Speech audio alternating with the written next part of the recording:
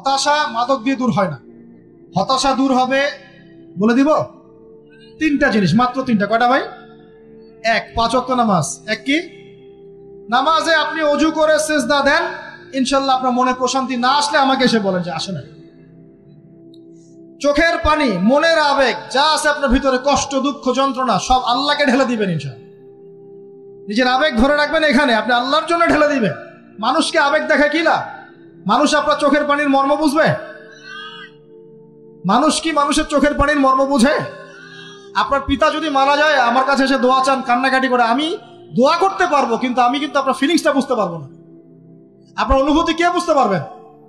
আল্লাহ পাক আপনার ঘাড়ের রগের চেয়েও কাছে আছে। সুবহান আল্লাহ পাক ঘাড়ের রগের চেয়ে কাছে আছে। গতকালকে বাংলাদেশের একজন বরেণ্য আলেমের সাথে একটা কনফারেন্সে ছিলাম। উনি বলছিলেন যে এক ব্যক্তি, এটা শোনেন, এক ব্যক্তি খুব তার শখ যে তিনি সাহাবীদের মতো নামাজ পড়া শিখবেন। কথা বুঝতে পারছেন? সাহাবীদের মতো নামাজ শিখবেন। তো একজন বরেণ্য আলেমের কাছে এসেছেন, এসে বলছেন যে আমাকে সাহাবীদের মতো নামাজ শিখিয়ে দেন। তখন সেই আলেম আরেকজন আলেমের সন্ধান দিয়েছেন, যা তুমি তার কাছে যাও, তিনি শেখাবেন। তো সেই ব্যক্তি একটু অবাক হয়েছেন, কারণ যাকে প্রশ্ন করেছিলেন তিনি অনেক বড় মুহাদ্দিস, আর যার কাছে পাঠানো হচ্ছে তিনি অত বড় মুহাদ্দিস নন, কিন্তু আবেদ, আমল করেন। তাকে গিয়ে বলছেন উনি আমাকে পাঠিয়েছেন সাহাবীওয়ালা নামাজ শিখিয়ে দেন। তখন তিনি বলছেন ঠিক আছে, সুন্দর করে অজু করে আসো, সুন্দর করে অজু করে আসো। অজু করার সময় খালি খেয়াল রাখবা যে আমি অজু করছি শুধু আল্লাহর সন্তুষ্টির জন্য। কি খেয়াল রাখবেন?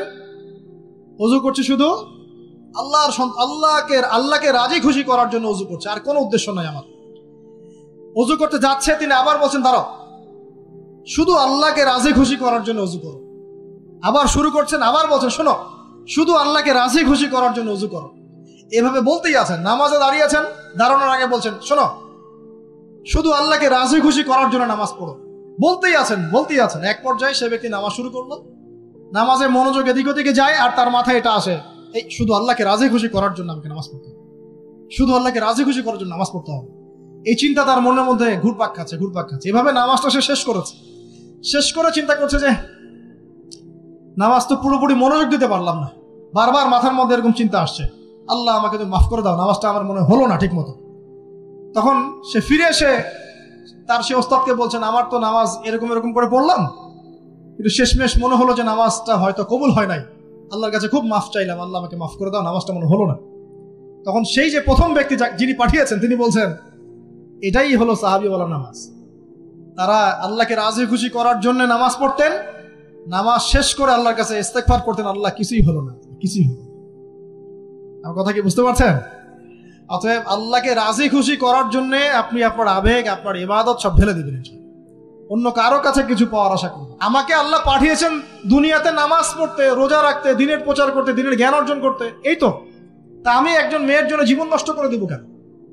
আমি তাহলে আল্লাহর কাছে কি মুখ দেখাবো, আর নবীর কাছে কি মুখ দেখাবো? ওখানে গিয়ে বলবো আল্লাহ আমি আমার অমুক প্রেমিকার জন্য আশেক হয়ে একদম জীবন দিয়ে দিয়েছি, আত্মহত্যা করেছি। গেছে ভাই, যাইতে দেন। যে ব্যক্তি আপনার অবস্থানকে মূল্যায়ন করে নাই সে আপনার যোগ্য ছিল না।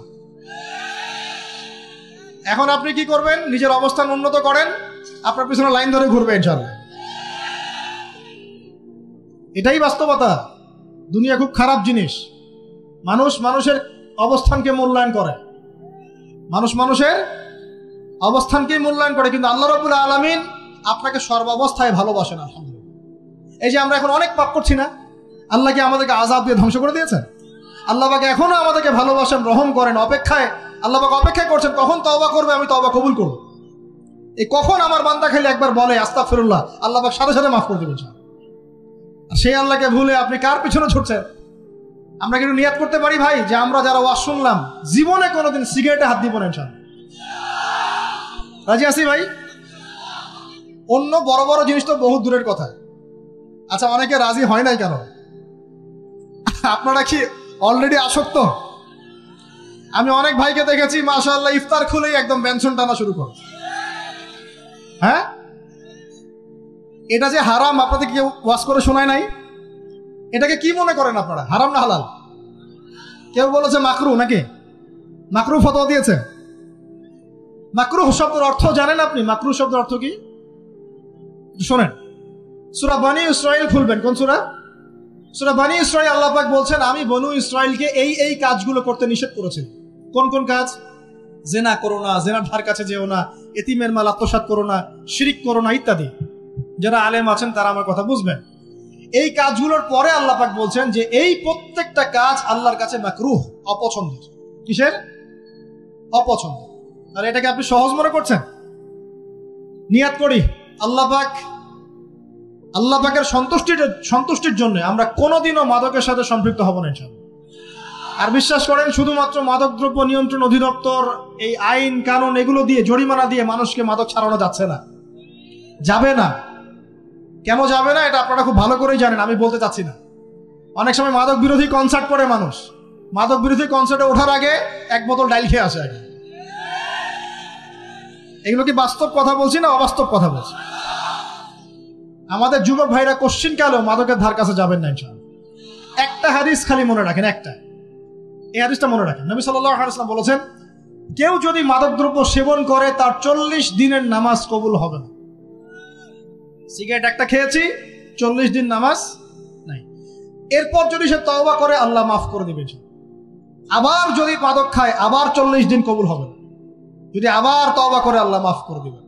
আবারও যদি খায় আবারও 40 দিন কবুল হবে না। আবারও তওবা করলে আল্লাহ আবার মাফ করে দিবেন। চতুর্থবার সে যদি মাদক খায়, আল্লাহ রাসূল সাল্লাল্লাহু আলাইহি ওয়াসাল্লাম বলছেন, আল্লাহ পাক কিয়ামতের মাঠে তাকে তিনাতুল খাবাল পান করাবেন। কি পান করাবেন? তিনাতুল খাবাল। সাহাবীরা বললেন, ইয়া রাসূলুল্লাহ, এটা কি তিনাতুল খাবাল? কি? নবী সাল্লাল্লাহু আলাইহি ওয়াসাল্লাম বলছেন, এটা হচ্ছে জাহান্নামীদেরকে আযাবের রক্ত মাংসের যে পুঁজ বের হবে, এই যে ড্রিঙ্কস, জাহান্নামের হার্ড ড্রিঙ্কস, এই ড্রিঙ্কস এর নাম হলো তিনাতুল। হচ্ছে কোরআন তেলাওয়াত। যে ব্যক্তি কোরআন তেলাওয়াত করতে পারে নিয়মিত, তার মনের মধ্যে এই হতাশা, এই ভীরুতা, এই কাপুরুষতা কিচ্ছু আসবে না ইনশাআল্লাহ। আমি গ্যারান্টি দিচ্ছি আপনাকে, হতাশা আসবেই না আপনার মনে যদি আপনি কোরআন বুঝতে পারেন। কোরআনের একটা আয়াত নিয়ে কোনো সময় দেখা যায় 2-3 ঘন্টা সময় পার হয়ে যাচ্ছে, আয়াতটা ছেড়ে সামনে যেতে পারছি না। কোরআনের ভিতরে ঢুকলে আপনি দুনিয়ায় ভুলে যাবেন কি হচ্ছে আশপাশে। আমি এমন অনেক আলেমকে দেখেছি যে একটা বই, পাতলা একটা বই, আরবি বই নিয়ে পড়া শুরু করেছেন, যে ফজরের পরে জোহরের ওয়াক্ত হয়ে যাচ্ছে, বইটাই শেষ করতে পারেনি। বুঝতে পারবেন? যখন আপনি ইলমের ভিতরে ঢুকে যাবেন, কোরআনের ভিতরে, হাদিসের ভিতরে, আপনার দুনিয়ার খেয়ালই নাই। একজন আলেম, তিনি এক রাত্রে একটা বই লিখেছিলেন, চটি বই, এক রাত্রের মধ্যে। বলা হচ্ছে, তার সম্পর্কে বলা হচ্ছে যে রাতের খাবার তাকে দেয়া হয়েছে, যে আপনি এটা খেয়ে নেন। খাবারটা পাশেই আছে,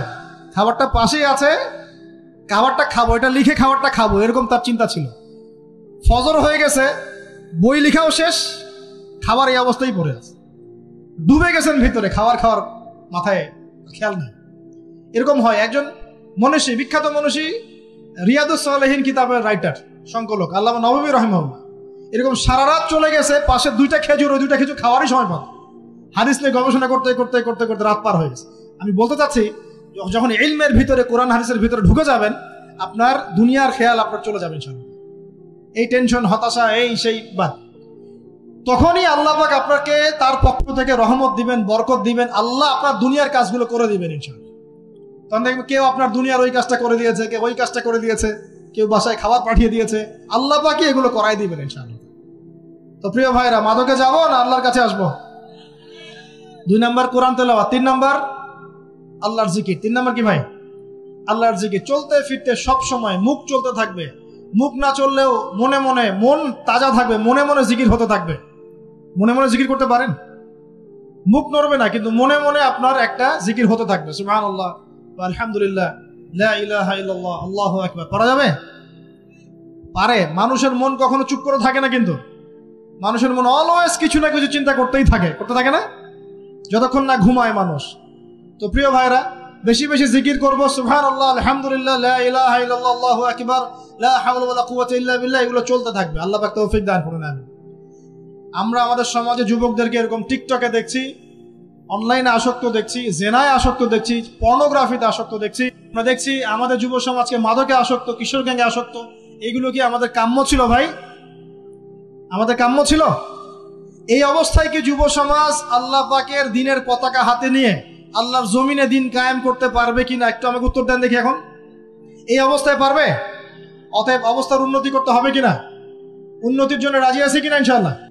আমরা চাই কি আল্লাহ পাকের দিনটা আল্লাহর জমিনে প্রতিষ্ঠা লাভ করুক, আল্লাহর দিন সবার ঘরে ঘরে পৌঁছে যাক, আল্লাহ পাকের দিনের যে সৌন্দর্য সবাই সেটাই, এই সৌরভটা সবাই পাক। আমরা চাই কিনা? সমাজে শান্তি প্রতিষ্ঠা হোক, আবার সেই রাসূলের মতো যুগ চলে আসুক, আমরা চাই কিনা? অতএব আমাদের সবাইকে যৌবনের এই প্রলোভনগুলো থেকে বেরিয়ে এসে আল্লাহ পাকের ইবাদতে আত্মনিয়োগ করতে হবে। আল্লাহ পাক আমাদের সবাইকে তৌফিক দান করুন, বলি আমিন। আমাদের সবাইকে আল্লাহ রাব্বুল আলামিন কোরআন এবং হাদিসের গভীর জ্ঞান অর্জন করার তৌফিক দান করুন।